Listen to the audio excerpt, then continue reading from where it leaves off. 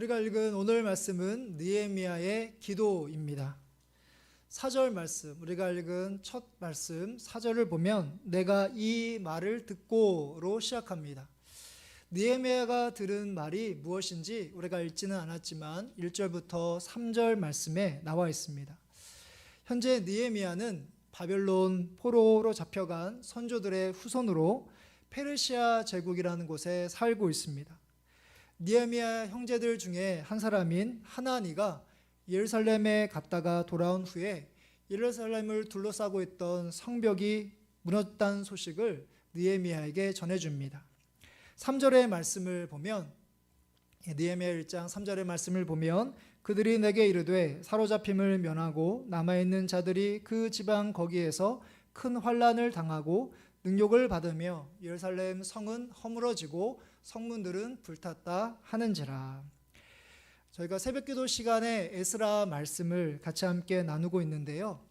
어제 새벽기도 시간에 예루살렘 성전이 마침내 완공되는 그런 사건을 다루었습니다. 예루살렘 그 성전이 다시 무너졌던, 그러니까 바벨론이 침략해서 무너졌던 예루살렘 성전이 지어졌던 그 해가 516년이고요. 그리고 오늘 말씀 느헤미야가 나오는 오늘 당시에는 바로 444년입니다. 한 70년 지난 후에 오늘 말씀인데요. 여전히 성전을 건축하는 사람들을 방해하던 세력들이 건재했고 예루살렘을 공격해서 그만 예루살렘 성벽이 무너지고 맙니다. 성벽이 무너지게 되면 호시탐탐 이스라엘 백성들을 노리고 있었던 세력들이 침략이 용이해질 것이고 예루살렘 주민들은 그들이 언제 공격할지 모르기 때문에 항상 불안에 떨며 살아갈 수밖에 없는 그런 상황이 지금 있었던 것이죠. 이 안타까운 상황을 들은 느헤미야는 슬픔 가운데 금식하며 하나님께 기도로 나아갑니다. 그 기도문이 우리가 읽은 5절부터 11절까지 아주 길게 소개되고 있습니다. 느헤미야는 곧바로 하나님을 향해서 예루살렘 성벽이 다시 지어질 수 있도록 하나님 인도하여 주십시오라고 그렇게 먼저 기도하지 않습니다. 그는 먼저 그가 믿고 있는 하나님이 어떤 분이신지를 인정하며 그 하나님을 찬양하는 기도를 시작하고 있습니다. 그 말씀이 5절의 말씀입니다. 5절의 말씀을 보면 이르되 하늘의 하나님 여호와 크고 두려우신 하나님이여 주를 사랑하고 주의 계명을 지키는 자에게 언약을 지키시며 긍휼을 베푸시는 주여 간구하나이다. 느헤미야가 믿고 있는 하나님은 바로 크고 두려우신 분, 그리고 주를 사랑하고 계명을 지키시는, 또한 언약을 지키시는 분, 그리고 마지막으로 긍휼을 베풀어 주시는 주님입니다. 이를 가리켜서 우리는 하나님의 성품 또는 하나님의 인격이라고 부릅니다. 우리가 성경을 읽으면서 쉽게 찾아볼 수 있는 그런 부분, 하나님은 이런 분이시구나, 하나님은 이렇게 좋고 선하신 부분이구나 라고 우리가 발견할 수 있는 하나님의 속성입니다. 그런데 중요한 사실은 바로 5절 말씀에서 이 느헤미야가 고백하고 있는 이 구절, 하나님이 이러이러한 분이십니다 라고 고백하는 이 구절이 다른 성경에 그대로 나와 있는 것이 아니라 바로 느헤미야만의 바로 하나님을 알고 있는 그의 하나님의 성품이라는 사실입니다. 바로 크시고 언약을 지키시고 긍휼의 하나님은 바로 느헤미야만의 고유한 것으로 하나님은 느헤미야 인생 속에서 어느 존재보다 크고 두려우신 모습으로, 또한 반드시 언약을 지키시는 모습으로, 그리고 항상 긍휼을 베푸시는 모습으로 바로 느헤미야의 삶 가운데 나타나셨던 것이죠. 바로 느헤미야는 자신의 삶 가운데 과거에서부터 지금까지 이렇게 하나님께서 나타나시고 역사하신 그 하나님께, 그러니까 지금도 자신의 삶 가운데 살아계신 그 하나님께 바로 기도를 드리고 있습니다. 아브라함에게 있어서 하나님은 큰 방패이자 큰 상급이신 분이셨습니다. 또한 야곱에게 있어서 하나님은 전능하신 분이셨고 다윗에게 있어서 하나님은 그와 함께 하시는 동행의 하나님이셨습니다. 이렇게 각자 인생 속에서 일하시는 하나님이 저마다 다르기 때문에 우리도 우리가 생각하는 하나님의 모습은 저마다 만약 50명이 계시다면 50명 채 각각 내가 믿고 있는 하나님이 이런 분이십니다 라고 저마다 다른 하나님을 소개할 수 있을 것입니다. 누군가에게 있어서 하나님은 부모와 같은 그런 분이실 수 있습니다. 누구에게 있어서 하나님은 나를 지켜보시는 그런 분이실 수 있고, 또 누구에게 있어서 하나님은 항상 참으시고 또한 용서하시고 기회를 주시는 그런 하나님이실 수 있다는 사실이죠. 우리가 간절히 하나님께 기도할 때 바로 내가 믿고 내가 경험한 그 하나님께 기도를 해야 합니다. 왜냐하면 과거에 내 삶에 나타나신 그 하나님이 바로 지금도 나와 함께 하시며 그렇게 역사하시기 때문입니다.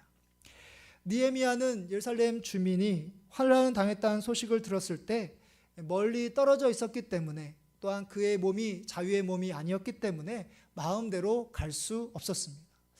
그래서 슬퍼하며 금식하며 그렇게 지내는 것으로 끝나지 않고, 그런 상황 가운데 있을지라도 느헤미야는 하나님께 기도로 나아갑니다.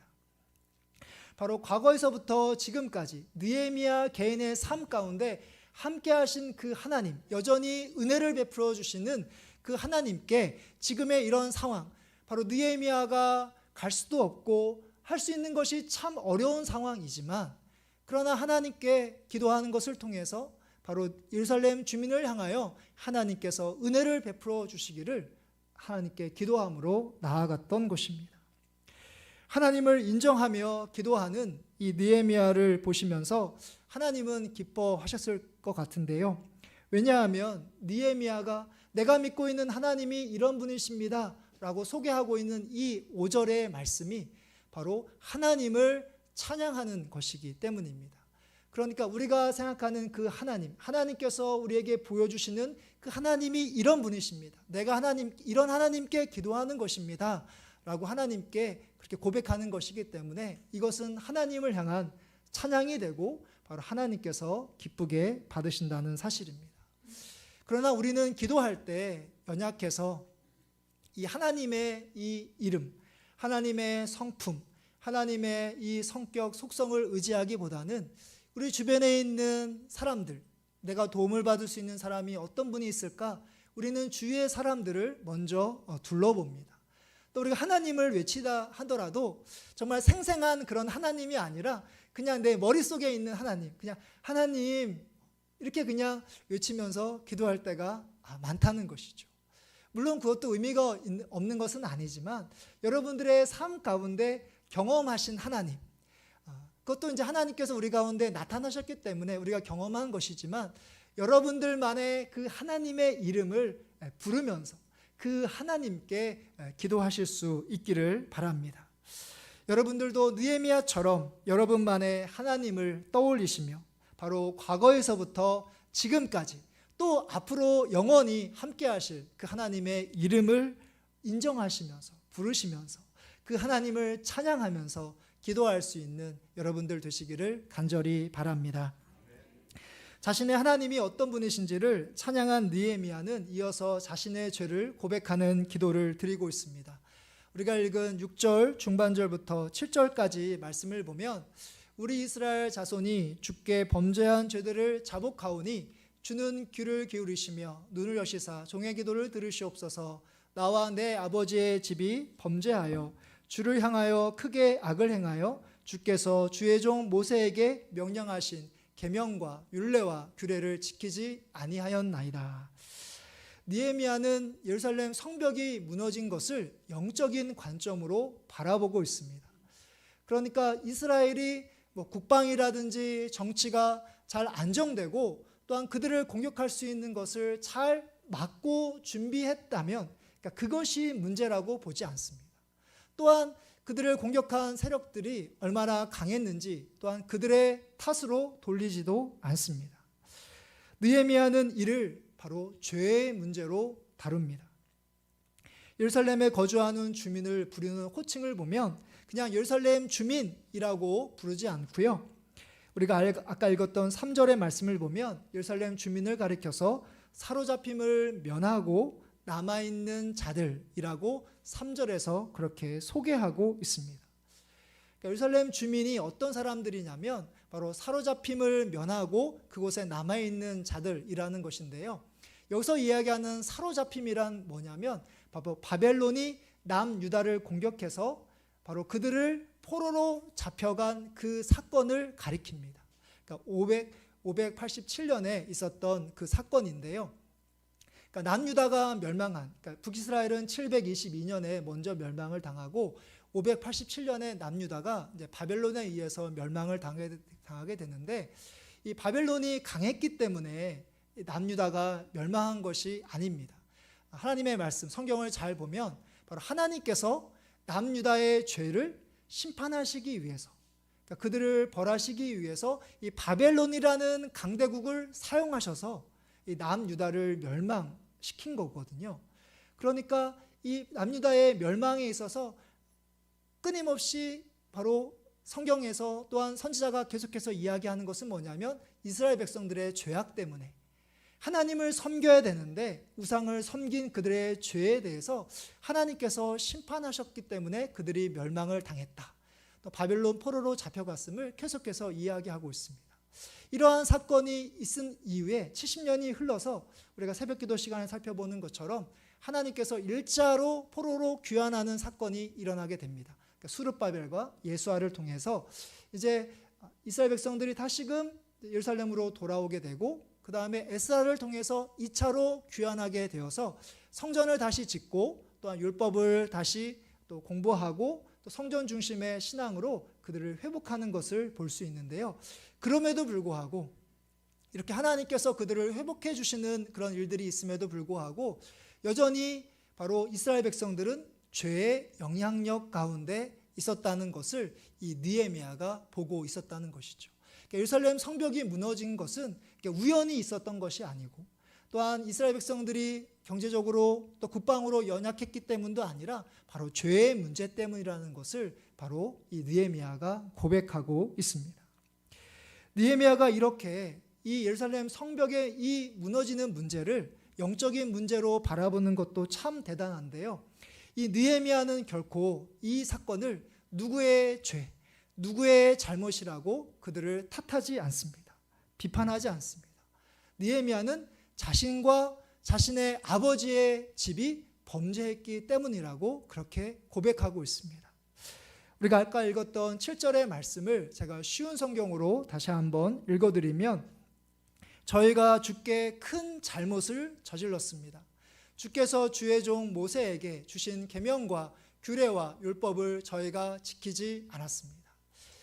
주께 큰 잘못이라는 표현을 쓰고 있습니다. 그러니까 느헤미야는 형식적으로 이 사건에 저의 죄도 있습니다 라고 하는 것이 아니라 누구보다도 자신과 자신의 아버지의 집이 하나님께 큰 잘못, 큰 죄를 저질렀기 때문에 이런 일이 일어났습니다 라고 하나님께 기도하고 있었던 것이죠. 하나님이 분명히 모세를 통해서 율법을 주셨건만 어느 누구도 지키지 않았기 때문에, 또한 거기에 자신과 자신의 아버지의 집도 마찬가지로 율법을 온전히 지키지 않았기 때문에 바로 하나님께서 이런 일들을 통해서 그들에게 하나님의 뜻을 보여주고 있음을 그렇게 인정하고 있습니다. 또한 자신의 죄를 하나님께 고백하고 있었던 것이죠. 우리는 가정에서나 교회에서나 또한 사회에서 여러 가지 문제들을 가지고 살아가고 있습니다. 우리 육신의 연약함에 그런 문제도 있고, 또한 경제적인 문제도 있고, 그리고 사람 간의 관계의 어려움의 문제도 있습니다. 사람과의 관계가 가장 해결하기 힘든 어려운 문제가 아닐까 싶은데요. 가정에서 남편과 아내, 또 부모와 자녀, 또한 형제와 자매들 간에, 그리고 교회에서는 성도들끼리의 사이가 좋지 않게 된 그런 일이나 계기, 그런 사건이 우리에게 있기 마련입니다. 그 일이 없었더라면, 상대방이 나에게 그렇게 대하지 않았더라면 지금처럼 이렇게 사이가 안 좋지는 않았을 텐데 라는 분명한 생각이 우리들 가운데 있습니다. 그래서 우리가 하나님께 기도할 때, 하나님 제발 그 사람이 자신의 죄를 인정하고 나한테 찾아와서 하나님, 제가 당신에게 이러한 잘못을 저질렀습니다. 죄송합니다. 라고 그렇게 고백해서 관계가 회복될 수 있도록 인도해 주십시오. 라고 우리가 하나님께 기도할 때가 있습니다. 그런데 내 잘못이 없고 아무리 생각해 봐도 그 사람과의 관계에 있어서 또는 가정에서 또한 자녀들과의 관계에 있어서 또는 부모와 또한 자녀들과의 관계에 있어서 아무리 생각해도 내 잘못이 없고 나는 억울하기만 한 것 같은 일이라 할지라도 우리가 만일 하나님 앞에서 진정 하나님 앞에서 기도하는 사람이라면 과연 그 사건에 대해서, 그 일에 대해서 그 사람만의 잘못이고 나에게는 잘못이 하나도 없다고 하나님께 과연 기도할 수 있을까요?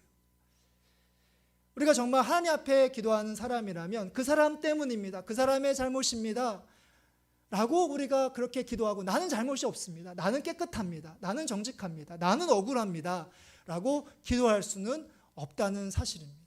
왜냐하면 나도 그 사람처럼 하나님의 말씀대로 살아가는 그런 사람이 아니기 때문이죠.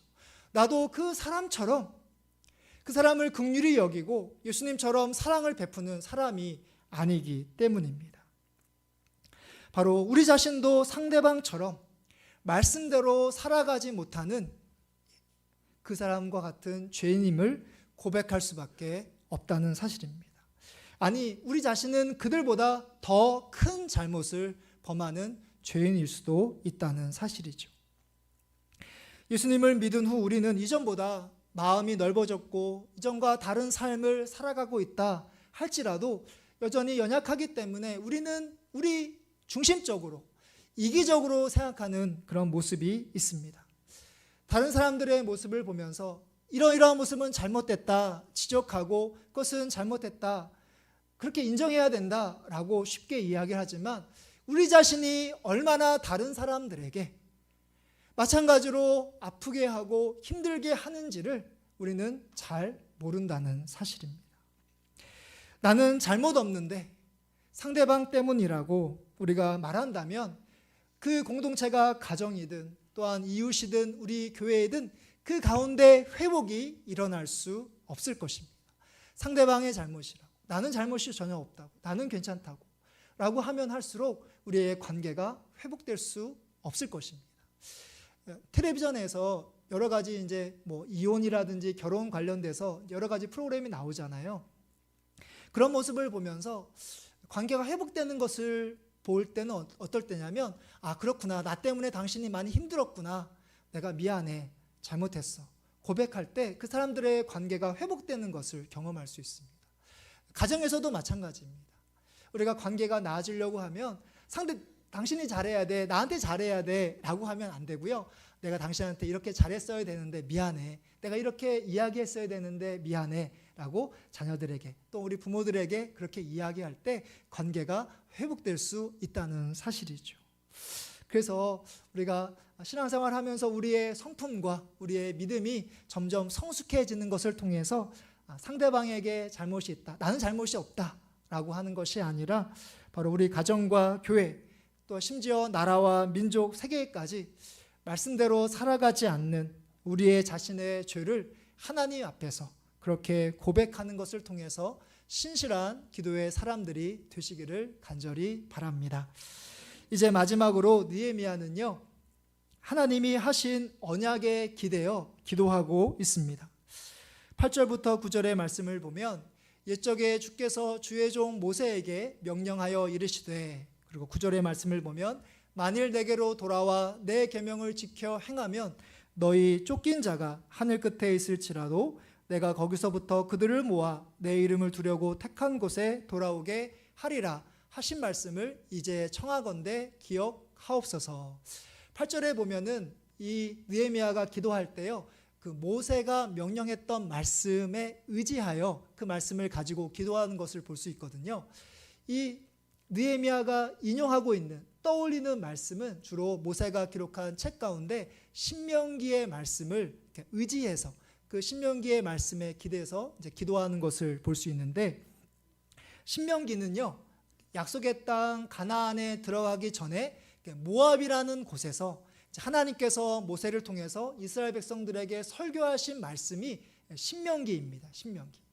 신명기의 말씀 여러 가지로 이야기할 수 있지만 가장 중요한 것은 뭐냐면 그들이 가나안 땅에 들어가는 것이 중요한 것이 아니다. 가나안 땅에 들어가는 것 자체가 너희의 인생의 목적이 돼서는 안 되고 가나안 땅에 들어가서 하나님의 백성으로서 하나님의 말씀에 순종하며 삶을 살아갈 것을 권면한 말씀이 바로 신명기입니다. 하나님의 말씀대로 삶을 살아가면 복을 누리겠지만 그러나 하나님의 말씀이 아니라 우상을 숭배하면 너희가 거기서 쫓겨날 것이고 또한 그곳에서 많은 어려움을 겪을 것이다 라는 말씀이 신명기의 말씀입니다.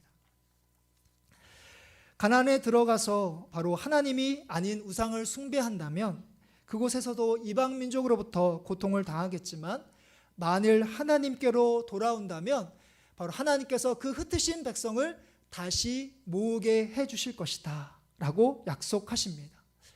하나님께 돌아와 그분의 말씀에 순종하는 것이 먼저입니다. 그래야지만 하나님께서 주실 회복을 기대할 수 있습니다.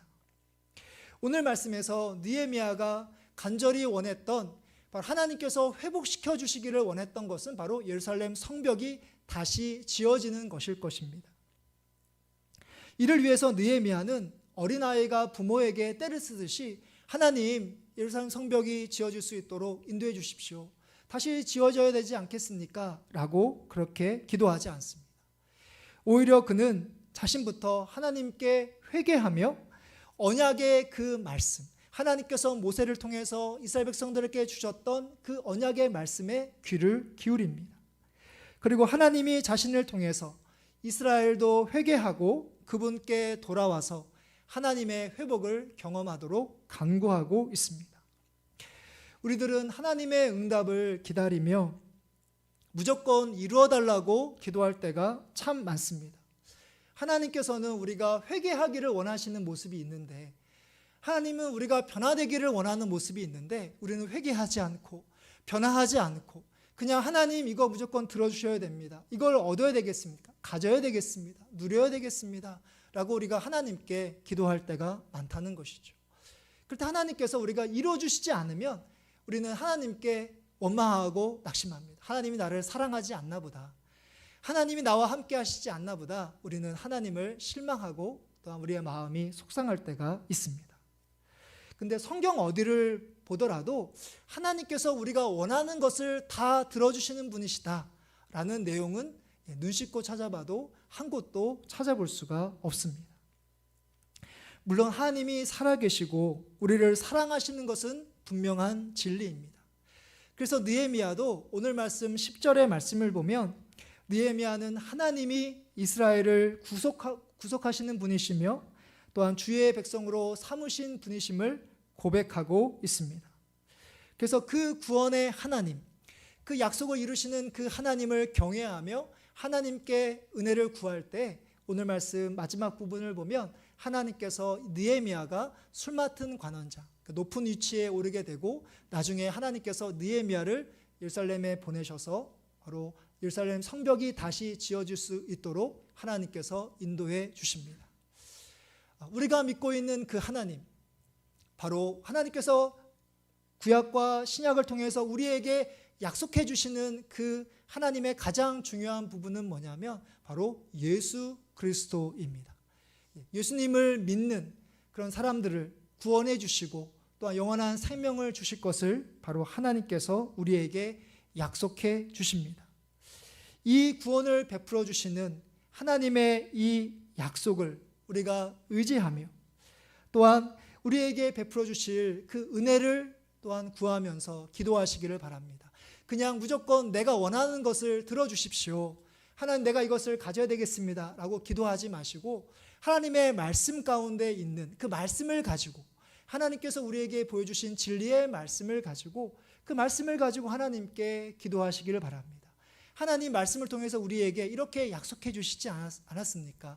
이 약속을 의지하여 하나님께 기도합니다. 하나님 이루어 주십시오 라고 기도할 때 하나님께서 여러분들에게 형통하게 하시는 그런 은혜를 베풀어 주실 줄 믿습니다.